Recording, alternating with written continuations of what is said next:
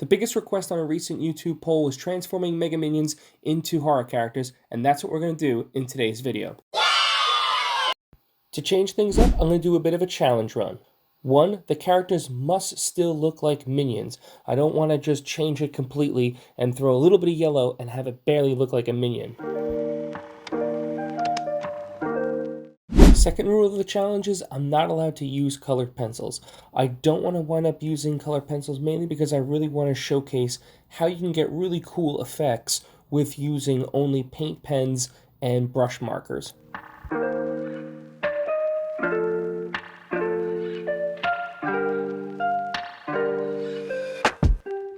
Which takes me to my third and final rule, and that is all the minions cannot just look like the same kind of character rehashed. I want them to all look uniquely different.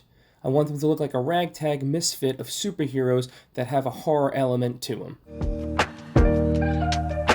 Now that we got all the fancy rules out of the way, let's talk about my design of Tim. I wanted him to look and have that rubbery feel that he has within the movie, but give him some vicious kind of claws that would kind of scratch and scrape and attack with. I want him to feel a little googly, and I still wanted to keep the blue aesthetic of the goggles and the lips because the minion goggles are one of the clear aesthetics. I struggled a lot with Mel's design, and I think that's just because he's really short and he doesn't have a lot of detail with him like some of the other characters, or a lot of similarities like the other characters have. So what I wanted to do is accentuate his big mouth that he has in a lot of the scenes, give him a nice cracked forked tongue with a lot of little sharp teeth, and I wanted to keep the goggles, except I wanted to make it look like they were kind of tightly bound into his skull, almost pressing in.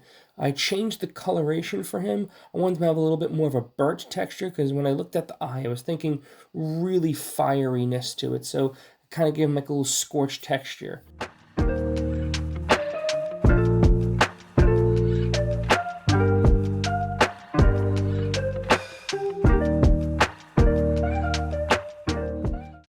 For Dave, I really like the concept of Dave. He comes across as like a WWE wrestler, which is something, if you've seen some of my videos, you know that I really love. But for him, I almost wanted to give him a Goro from Mortal Kombat look.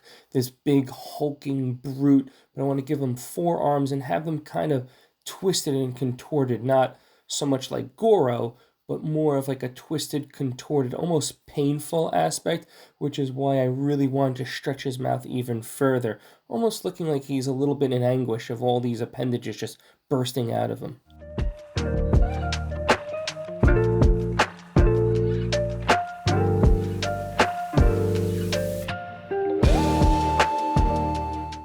And as always, if you've made it this far in the video, please do me a favor, hit that like button, hit that subscribe button. You guys have really been showing a lot of love to the long form content, and it really means a lot to me. So it would really even mean a lot more to me if you could do me a favor and please, once again, hit that like button, hit that subscribe button.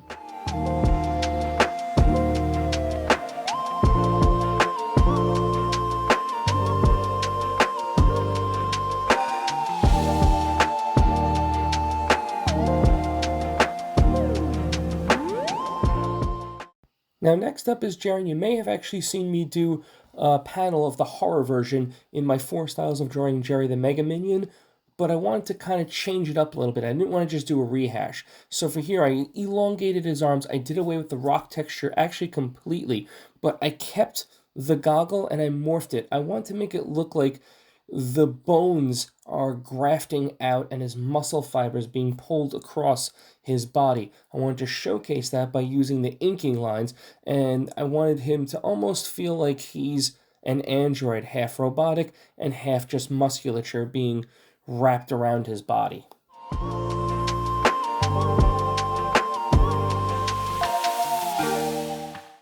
Though these might seem like really scary or potentially gory topics, I tried not to emphasize too much blood or gore into the concept art because I do still like to keep it family friendly. I want it to look a little scary but not be too frightening because these are cartoon images that kids might enjoy, but I just don't want to make it too frightening. Still want to make it a little fun, especially as we get into the spooky season of Halloween, which is right around the corner.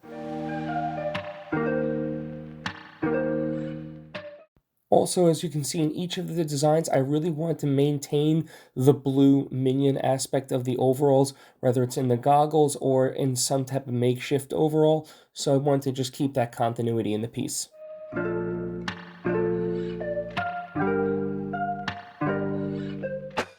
Last up is Last up is Gus, and because he is the smallest, I kind of changed up his entire characterization while still giving him a very minion-like feel. And because he is the flying minion, I changed the cape and I changed it into a set of wings.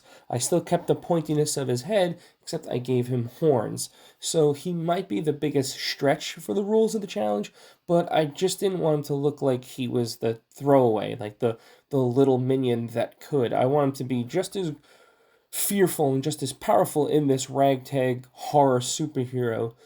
If it's a miss, let me know. If you think it hits, let me know. But I personally think that it's probably one of my favorite designs because it was a very loose sketch and a very fun sketch to complete.